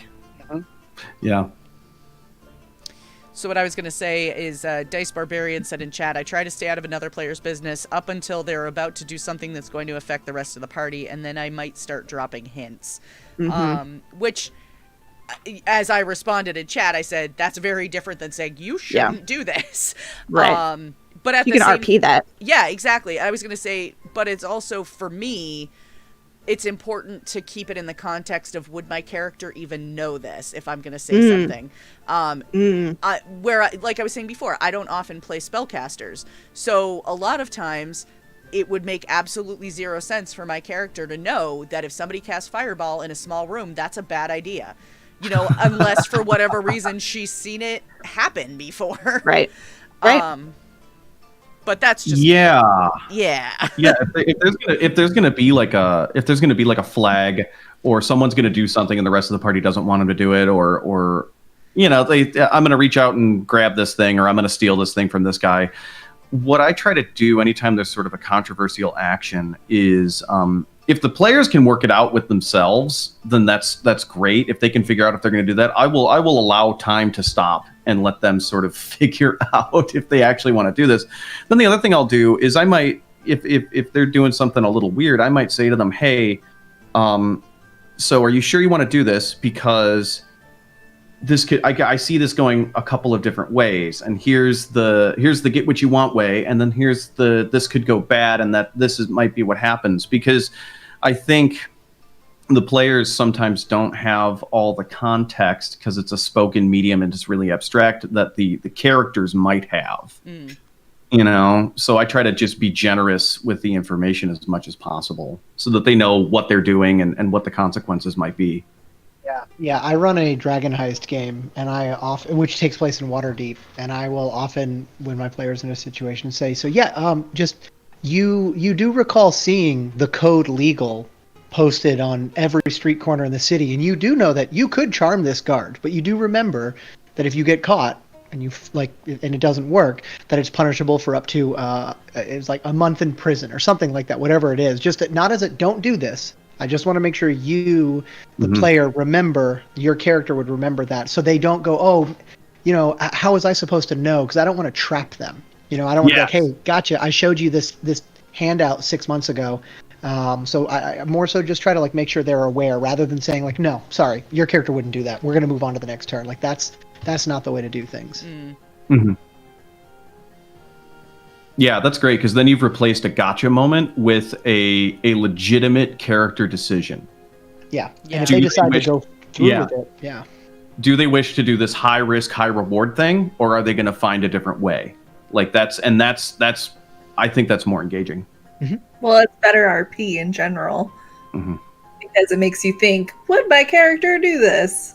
And putting yourself in difficult situations is sometimes the best way for you to grow into who Yeah. your person is. Yeah. Yeah, I really appreciate what you were saying, Nick. I love when DMs do that with me because I don't remember a lot. Like Hunter's Mark. Sean has literally written on a dry erase card Hunter's Mark and stuck it on top of his DM screen so that I could see it. And I still forgot it. But like I really appreciate those reminders because there's so many things going on in the story, but I can't even imagine like as being the DM you're having like 5 different storylines to keep straight here plus the entire world. But reminders are super helpful for me. Whenever I'm DMing a barbarian and they attack and they don't say it, I go, "Is this reckless?" Oh my And they're always God. like, yes. Yes. Yeah. Currently playing my barbarian on Fridays, and yeah, I need people to do that to me because I will forget my rage damage or the reckless, 100%. I have a post-it note on the bottom of my monitor from when I was playing Edabrix that's a sneak attack on flank because I would forget it every single time because in Pathfinder, you can take your sneak attack when you're flanking. We have a saying at all of my tables: A, B, F, always be flanking. So anyone that's Love ever it. played with me, they're always looking for setting up a flank or whatever. Because literally, we had a rogue at one of my tables that would just rush in and just attack, and then he'd always be like, "Ah, crap! If I would have gone one space over here, I would have been flanking. I could have done my sneak attack." And I'm like, and finally, I was like, "Hey, ABF, man, always be flanking." And I love it. Tuck. I love it. Yeah. When it doesn't happen for a while, I completely forget that flanking exists. I think it's a little more. I don't know. I think it's a little more prominent in Pathfinder, which is mostly what I play. Like Yeah.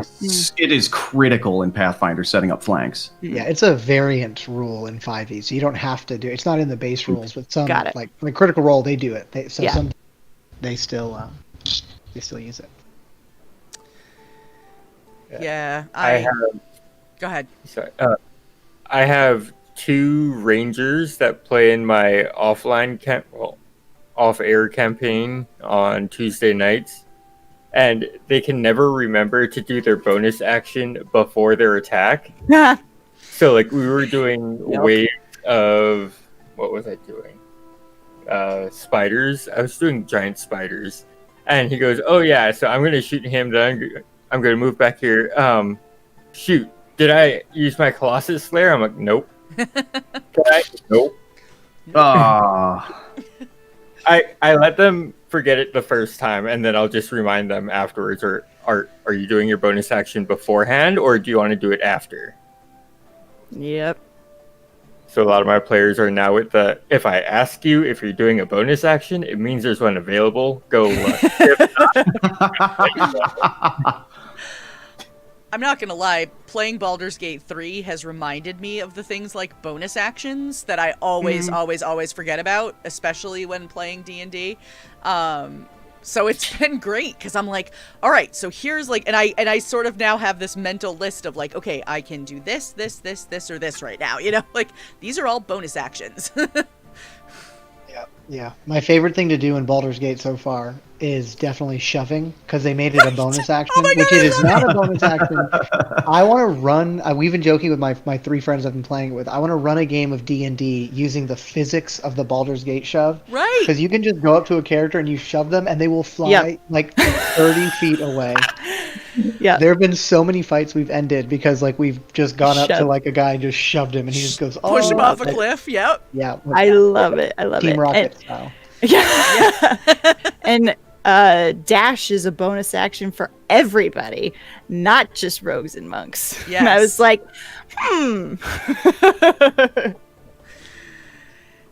Yeah. It's been fun though. I've been enjoying playing it, so it's all good. That is one thing nice about I've been making my character sheets in D&D Beyond, and so it's nice because it's helpful to have those reminders like, oh, click on bonus action. Mhm. What are all the bonus actions that you could possibly do? It's kind of a nice little hint. I think that's literally the thing you just mentioned, Caitlin. One of the most, like, the single greatest feature of D&D Beyond is that you can sort by action. Because I always have new players, like, they've done their attack, and they're like, well, I don't know what else I can do. And I'm like, oh, click bonus actions, and it will tell you you can do all of these things. And unless they're, like, a level 1 fighter, it's like, well, you can't do anything. You know, but, yeah, it's very helpful. All right. Well, we've got a little bit of time left, so I'm going to throw another question out there since, let's see.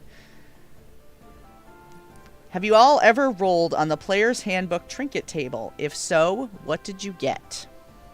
I didn't even know that existed. What Can is- I roll right now? I'm doing that right now. Go Yeah, for roll it. right now. It's a D100. Nice. I have before, and I feel like I got like a skeleton hand or something. Like it was. I got a pair of perfectly skeleton identical. hand. I got a pair of perfectly identical pine cones. Oh. That was what I had gotten before. And Anyone I in just chat rolled a tell me what page 75. it's on? Yeah, what page? Anybody know? Got my... I'm guessing it's under creating a character. 160 and 161. Okay, here we go. Oh, okay. Oh, that's my Eberron book. That's not going to help. Okay, there it is.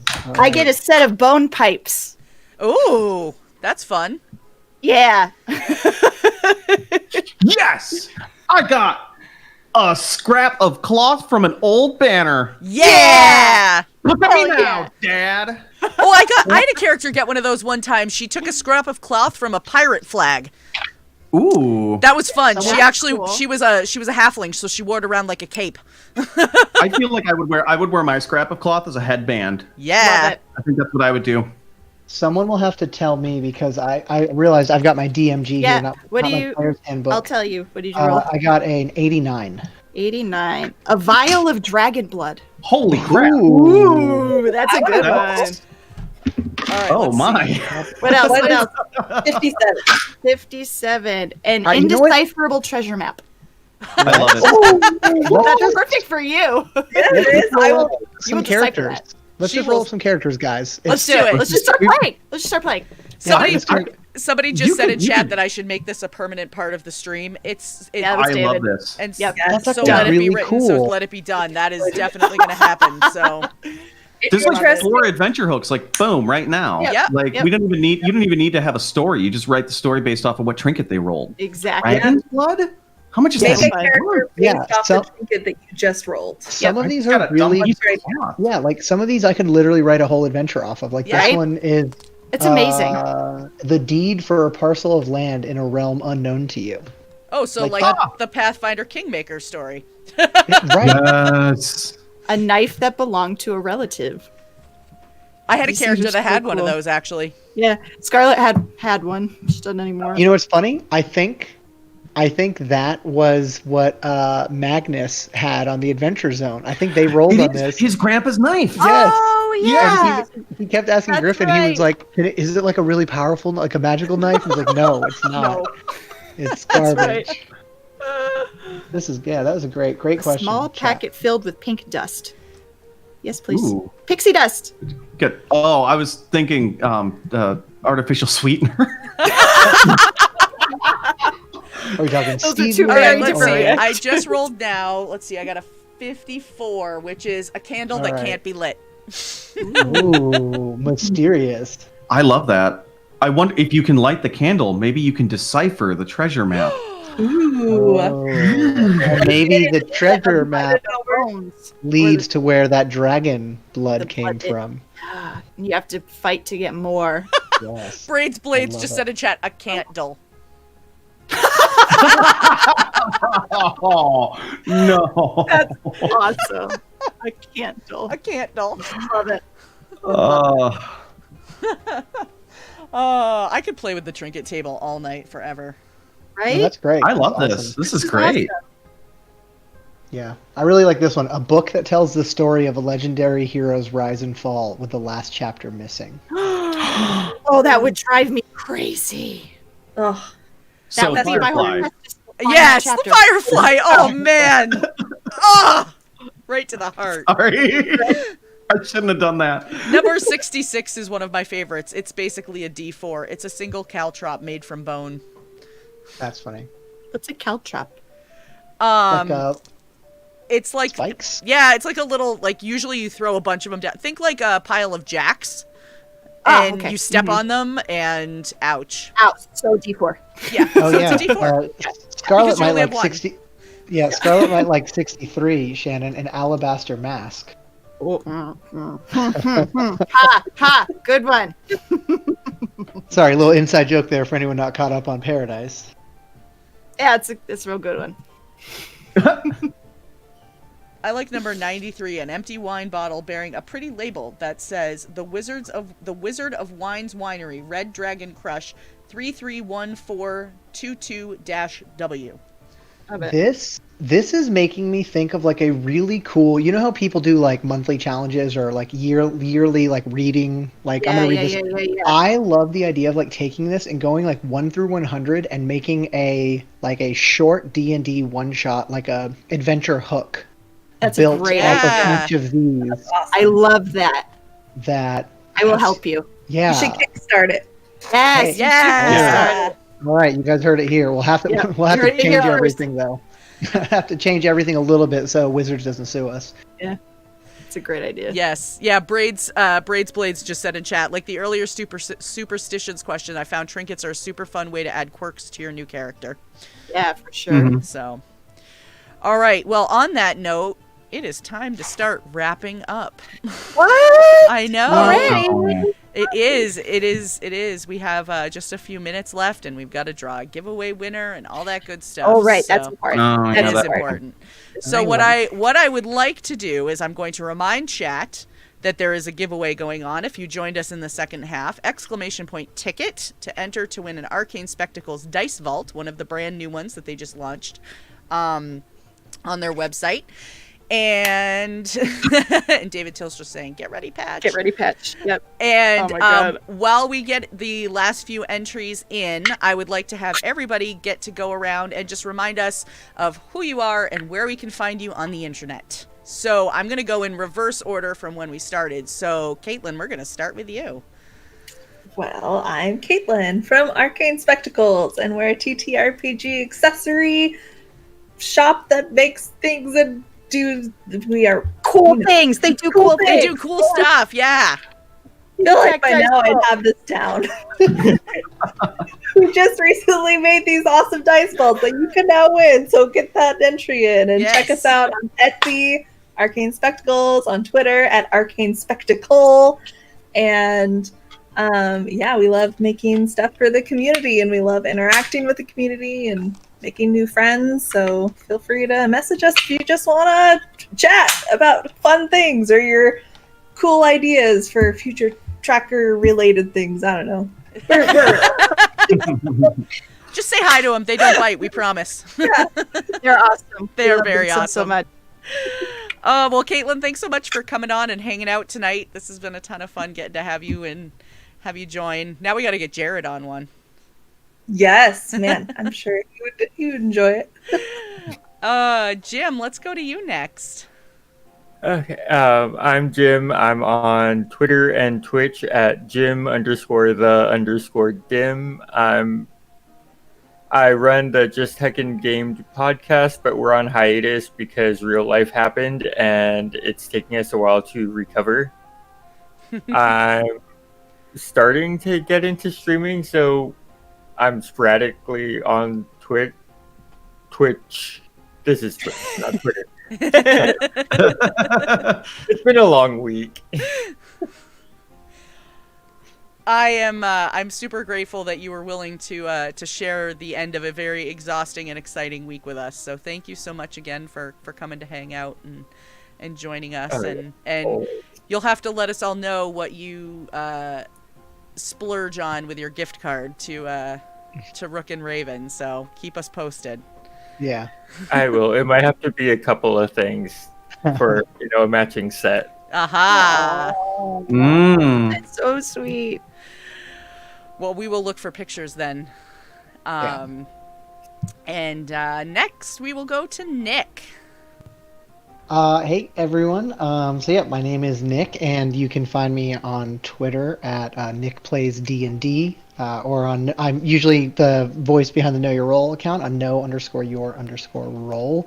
Like I said, currently I'm on the Plot Hooks one-shot adventures that have been coming out weekly.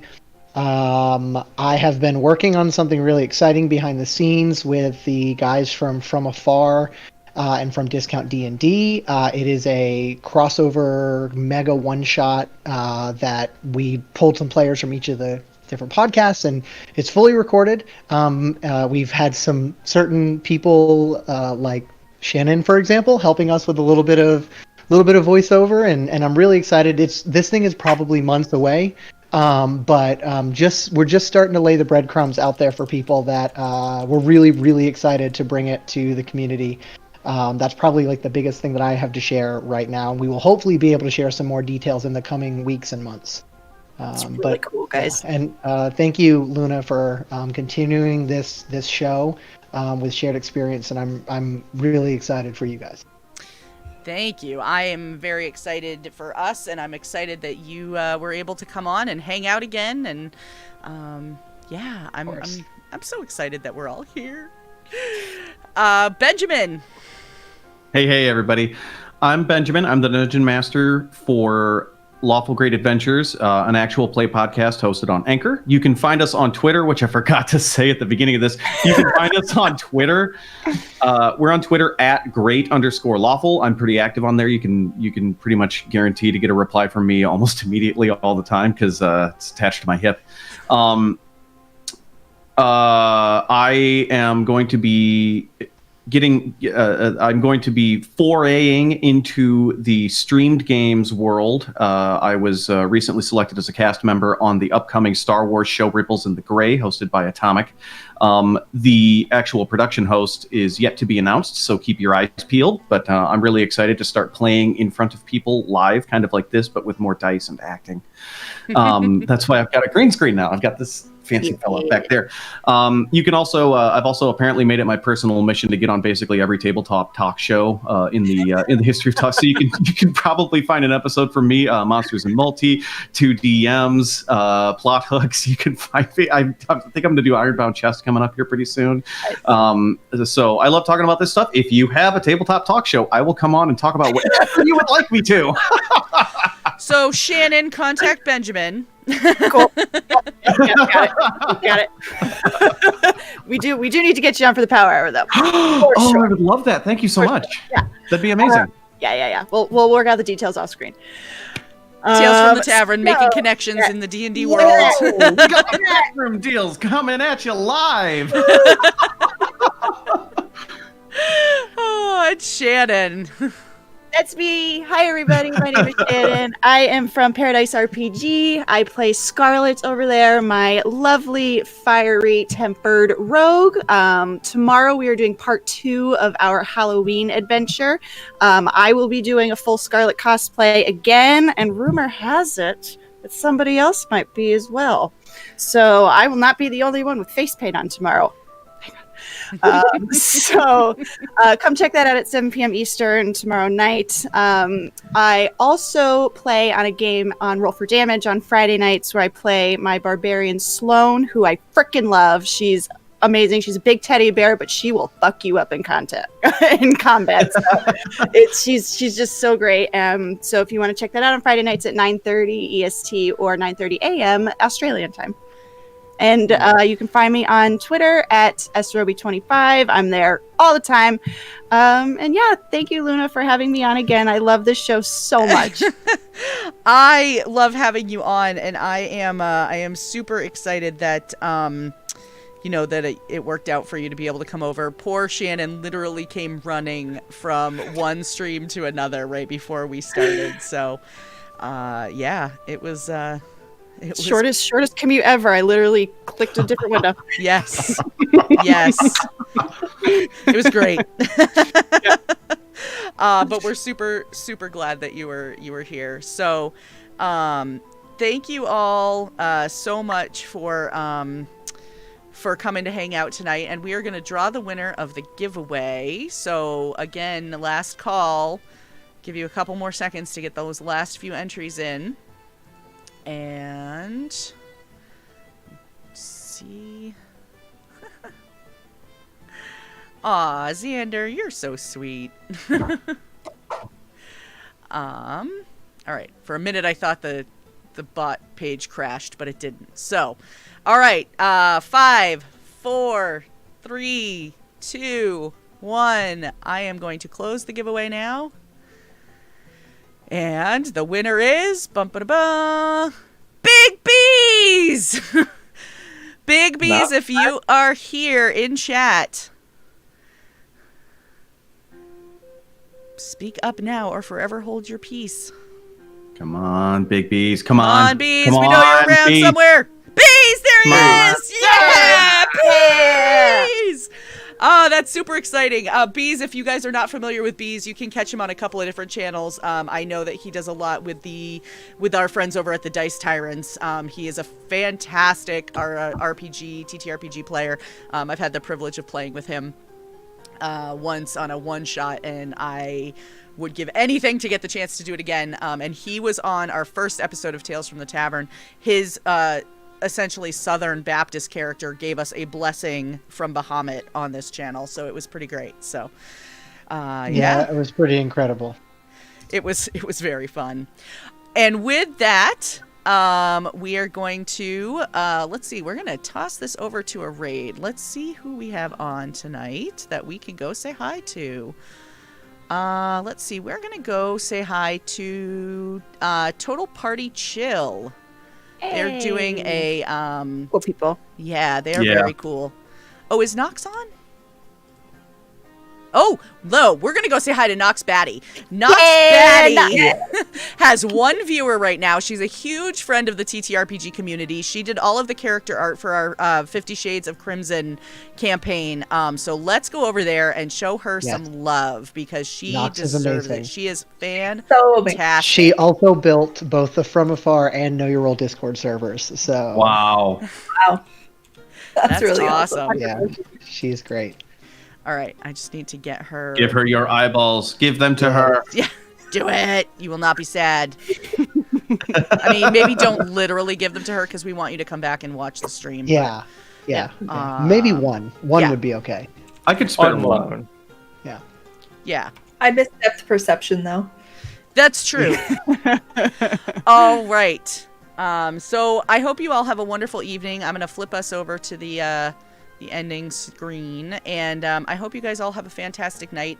Join us again on Wednesday night for our 50 Shades of Crimson campaign. We'll be back with our regular cast, 8 p.m. Eastern to 11 p.m. Eastern time, and look for more information on new things coming down the pike. Probably, I don't know, information coming soon. We've got more stuff that we're looking at getting started. So I hope you all have a great night, and thanks so much for watching. We'll see you again next Sunday. Bye. Bye. Bye.